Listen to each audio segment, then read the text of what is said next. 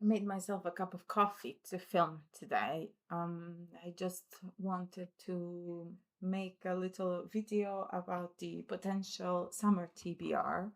And this is only related to the books that I would like to read for pleasure. They're not work related books. It's quite an ambitious pile. I'll probably won't get through half of these. And I also probably might swap one of these titles or some of these titles with a different title because I'm quite a mood reader. And in that sense, I don't really know if I'm gonna stick to them. I guess I can do a little check after the summer to see if I read any of these and how many of these did I read, or what did I feel like reading instead of some of these books.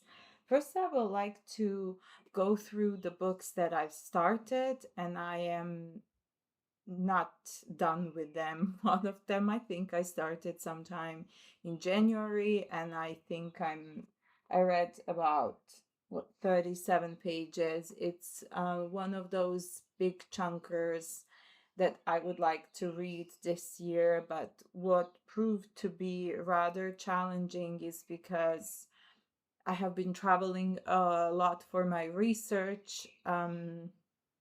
Dragging one of those big books with me is just a pain. And I ended up taking it with me, but I was taking also some smaller books, so I didn't end up reading it at all. I think, I don't know when was the last time I picked it up. I will have to start reading it again, and that's the Luminaries by Eleanor Catton.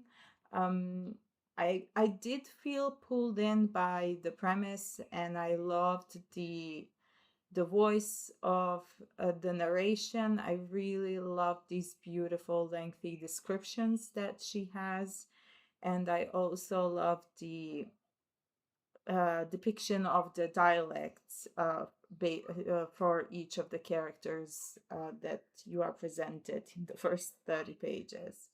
So I quite enjoyed it. I think it's just because I wasn't really look at this. How many pages does it have? It has 792. So I think it's just so intimidating, and I wasn't really reading it every day. And when I would pick it up in the evening, I would just be tired, and then, yeah, I would read the page and go to sleep. So it wasn't working out for me. I'm still trying to figure out this reading in the evening, especially because my work is reading and writing during the day. So in the evenings, my concentration is not that high. So I find it difficult to follow novels that demand a little bit extra attention from us. Next one that I recently started, I actually started it a few days ago and I got 20 pages in. And then I took another book, and that is Thomas Bernhard, Old Masters, a comedy. I quite enjoyed the voice. It's basically the main protagonist is a grumpy old man. And I love some of the reflections he has in the novel. He's talking to this man who has been working as a security guard in the museum that he visits every day. I will go into a little bit more detail about the novel and some aspects that I noticed right when I was reading it. So hopefully I will finish it soon. It's not that long. This one is 200 and something pages, so this is feasible to read. It's just depends if I'm gonna be doom scrolling or reading. Next one is The Bandit Queens by Parini Shroff. I actually had this on my TBR since it was published, and then it was nominated. Was it for a Women's Prize or Booker? It was one of those. I think it was only on a long list on one of those prizes. And I listened to the interviews with the author at the time, and she spoke a lot about her struggles in the publishing industry and how the manuscripts that she was sending in, they were being rejected until she wrote this manuscript and it was accepted. And when I started reading it, I could see why it does fall into this category of easy to read novels with a lot of dialogues. Sometimes the author does this one thing that I don't really like, that she over explains the thoughts and the scenes for the reader, and I feel like there are places where she could just let the reader make conclusions by themselves. I feel like she kind of doesn't trust the reader too much to make assumptions and conclusions based on the events that are taking place. I do actually think it's a very interesting topic, and that's why I was listening to the interviews with the author, and it's also a very funny book. I think you can read it very fast. I read last night 96 pages yesterday in the afternoon, I think early evening, and then I was reading maybe for 2 or 3 hours. I am a slow reader. So this is one of those enjoyable, fast read novels that if you're trying to get out of the reading slump, I think this one would be a good choice. Then I have books that I would love to read but haven't actually picked up yet. One of them has been on my TBR for some time, and it's Simone de Beauvoir's The Blood of Others. It's following Jean Blomard, a French resistance leader, waits through an endless night for his wounded lover Helen to die. Told through memories of their lives, The Blood of Others is an intense and moving portrait of a love affair and a life under German occupation, as both Helen and Jean question the choices they have made and their roles in the struggle against fascism. I've read most of the novels that she has. I still have to read one of those big chunkers from her trilogy which is an autobiographical memoir. And the smaller one that came out a few years ago about her friendship with what was the name of that friend of hers who passed away when she was maybe 18, 19, something like that. That one I have to read as well. That one is very short. It was published, I guess there was like an arrangement between Simone de Beauvoir and her adopted daughter to not publish it before she passes away, or like a certain number of years after her death, because she didn't want to hurt certain people who I guess would have found this story of friendship offensive in some way. This is me just remembering vaguely something that I read at some point, so don't hold me to it. I could be totally wrong. Next one is Carlo Emilio Gadda, The Experience of Pain. Gonzalo is a highly educated man living alone with his aging widowed mother in a town scared by war. He rages against the world. The doctor tells him to get out more, but his frustration starts to erupt in increasingly ferocious and unexpected ways with disastrous consequences. Again, it's about a grumpy man, probably a younger grumpy man who's raging at the world, and I need more of that, because why not have a voice of another man who's raging at the world? We just haven't had enough of them in the history of literature. Next one is Claudia Piñeiro's new publication called Cathedrals. translated by Francis Riddle, published by Charco Press. It says in a quiet middle-class neighborhood in Buenos Aires, the body of a teenage girl is found dismembered and burnt. 30 years later, her family still lives in the aftermath. Leah, the middle sister, enraged and estranged from her past, now a bookshop owner in Spain, but no further from the pain of that early loss. Carmen frozen in religious fervor and certainty. Their father, widowed, alone, and desperate for a connection with his daughters, alive and dead. I read two novels by Claudia Piñeiro, and I would like to read more. This is the most recent one. And then the one that was published last year, and it's a sequel of one of her previous novels, but at the same time, it can be read separately, and that is The Time of Lies. It's also translated by Francis Riddle. 15 years after killing her husband's lover, Ines is released from prison and left to put together a new life.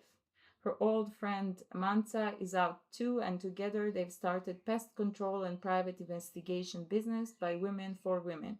But Senora Bonar, one of her clients, wants Ines to do more than kill bugs.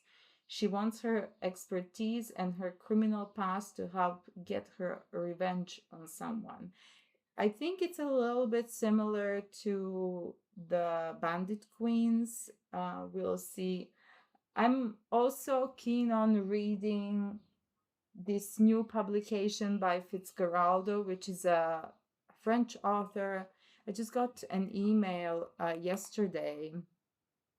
It's also like a crime novel. Hold on a second. So the novel is called 20 Minutes of Silence, translated by Kate Briggs. In a family home in the north of France, a crime has been committed, but a crime of what order? Who exactly is the victim, and who, if anyone, is the criminal?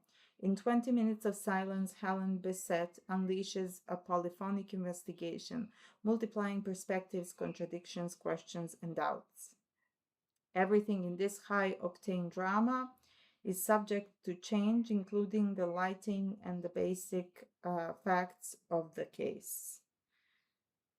So that one is coming out on the 18th of June, and I'm probably going to pre-order it. And next one that is a little bit similar to Claudia Piñeiro is Grieving, Dispatches from a Wounded Country by Cristina Rivera Garza, translated by Sarah Booker. And this is a nonfiction, or like a blend. I think it's a nonfiction. If it has a short description, doesn't have a short description here. But I think it explores the various subjects that are connected to the contemporary life in Mexico. So the sections are the sufferers, what countries are these, Agrippina, under the narco sky, writing as we grieve, grieving as we write.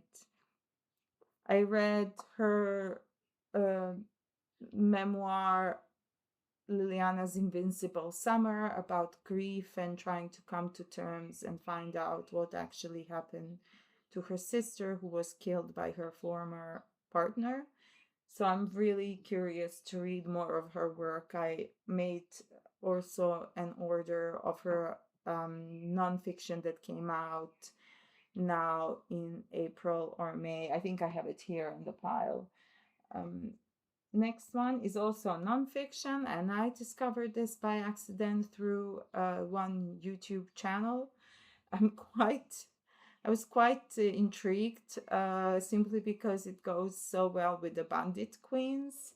The women are not fine. The dark history of poisonous sisterhood. It's also very close to home because this is the case that happened in a village in Hungary. At the turn of the 20th century, the women of Nagirev, Hungary, were in trouble. Their stories were hauntingly similar: husbands who drank, who beat them, who made their lives unbearable. The village midwife, their confidant, offered an answer: arsenic. Soon women began slipping poison into their husbands' brandy, porridge, and stew. Over the next 20 years, the quiet village became the epicenter of one of the deadliest series of poisonings in modern history. In The Women Are Not Fine, journalist Hope Reese pieces together archival newspapers, court documents, police records, and more to uncover the truth behind this extraordinary case. I'm interested to read more fiction, which is a little bit leaning towards academic research.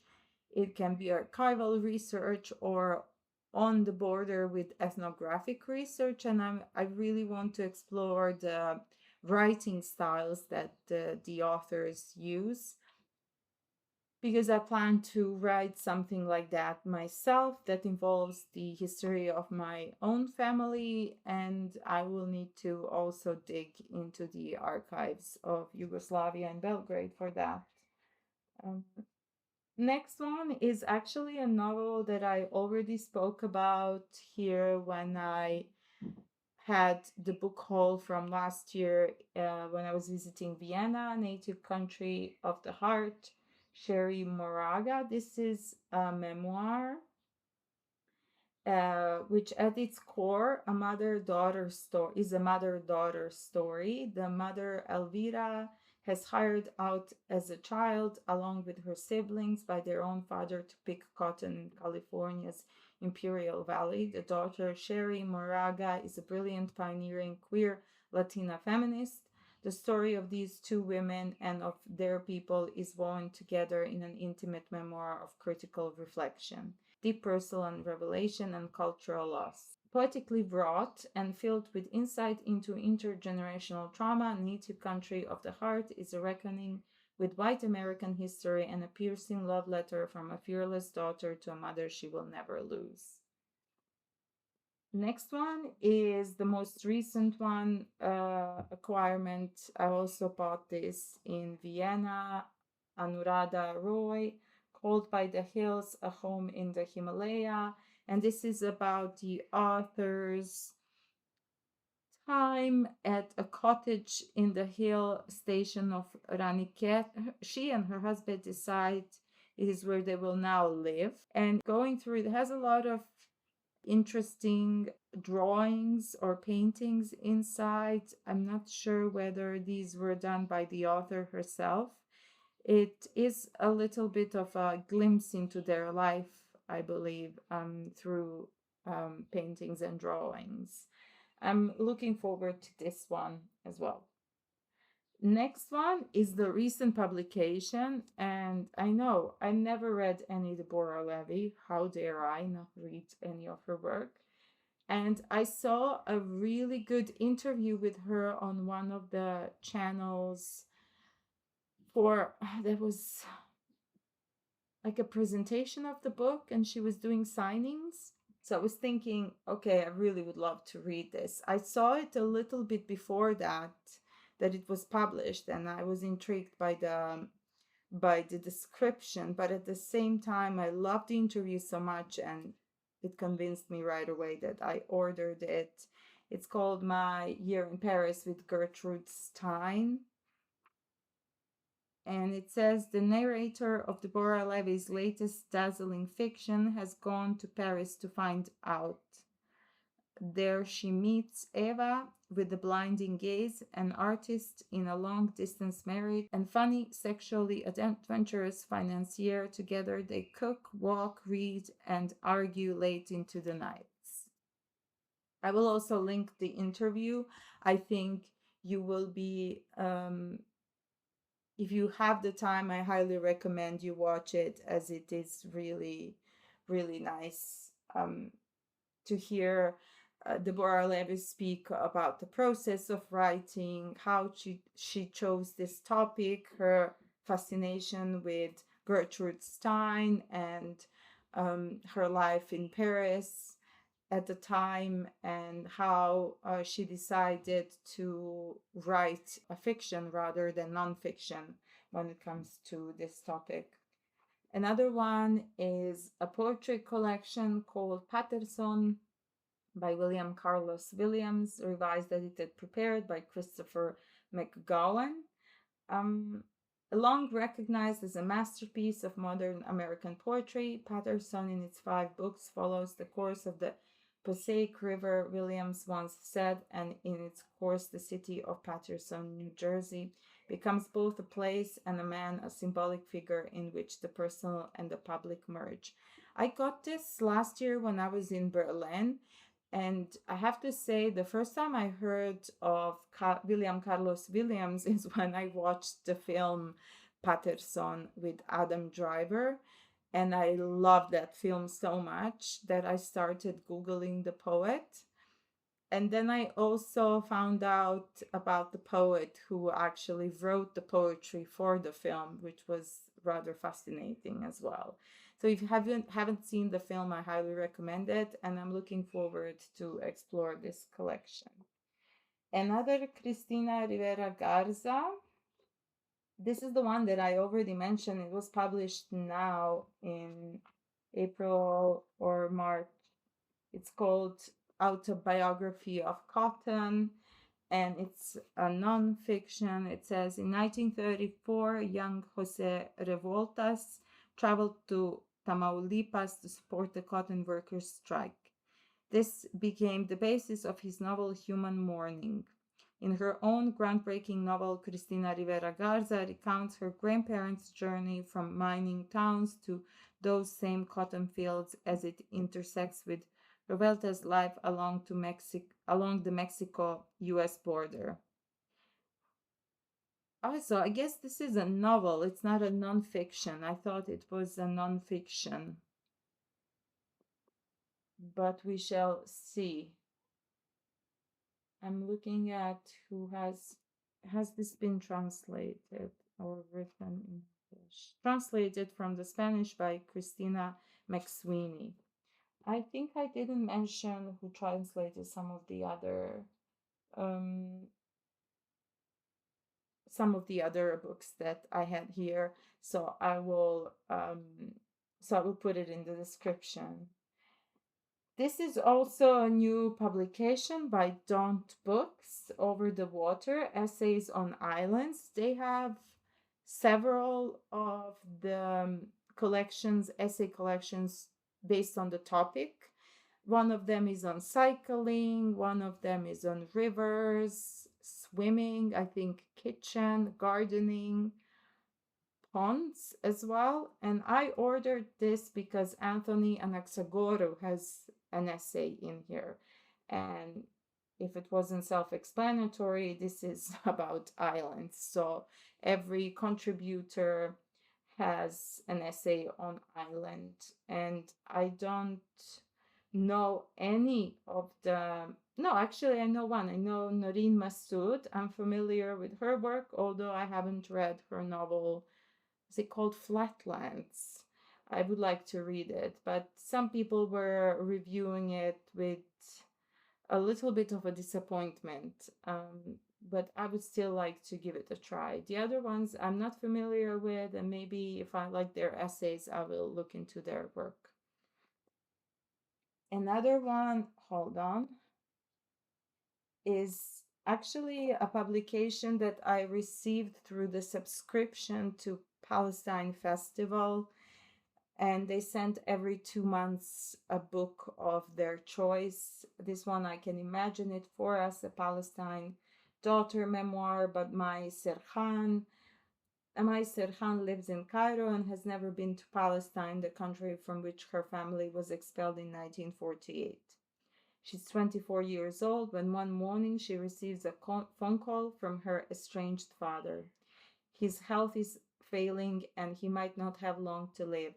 So he asks her to join him in China, where he runs a business empire about which Mai knows nothing. Mai agrees to go in the hopes that they will become close, but this strange new country is as unknowable to her as her father.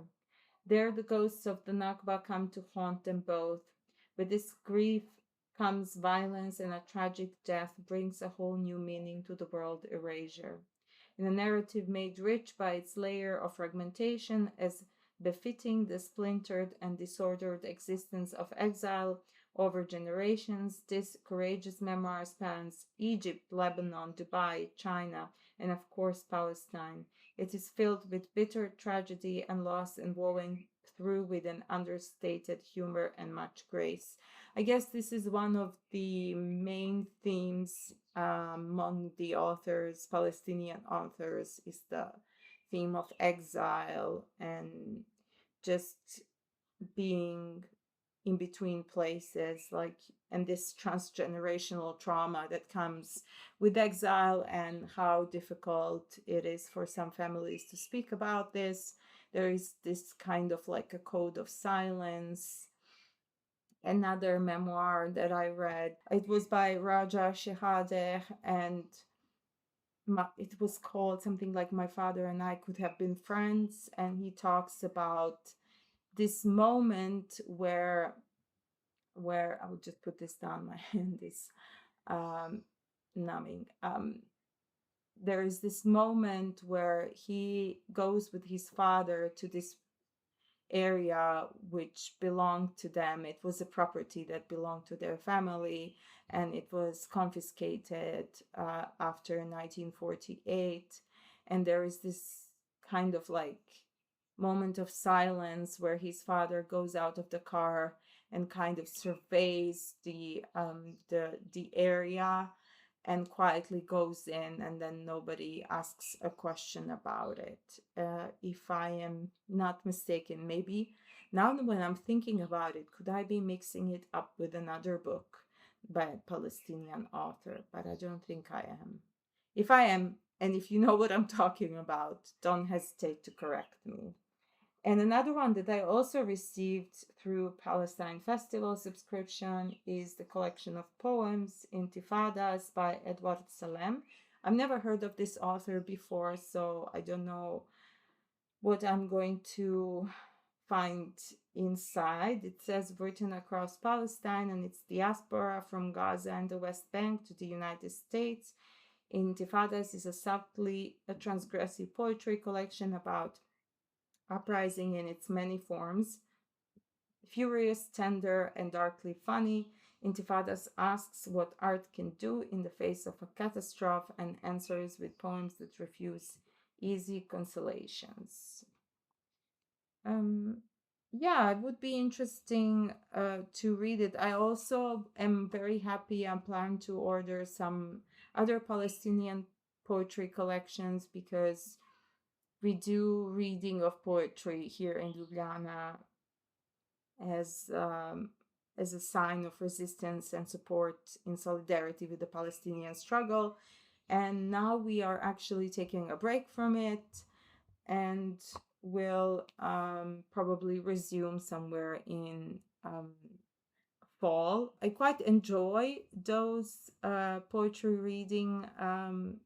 It's only 1 hour every Thursday that we were reading, and I mean, I had interesting experience. It's always interesting when you're waiting because there's always a lot of people that are going to read, so you're waiting your turn to read the poetry, and I always took the time while I was waiting to observe the people, how they react to the poetry reading. Some of them stop and listen. Some of them stop and listen and then just continue walking like a few seconds later. Some of them don't stop at all. We also had moments, it was quite interesting when the equipment wasn't working, the microphone and the speaker, and there was rain, and we had to change a position where we usually stand because of the weather. I was also very surprised that this action brought in some people who generally are introverted, but they would love to do something and show solidarity with the Palestinian struggle. So they come and they show their support by reading poetry from Palestine and for Palestine. That's it for now. As you can see, these piles are very ambitious. I don't think I will read all of these books. Mostly, I just wanted to share what I have my eye on at the moment and possibly pick it up. And I think it would be nice to have a little review video after the summer to see how much I read, how disciplined I was, or how much time I had to actually read it. I will make some additional videos in next 2 weeks before I go to Serbia for another 2 weeks that I will spend doing my ethnographic research. And I'm going this time to the south of Serbia. And yes, okay, stay cool and keep reading. And I'll see you in the next one. Bye.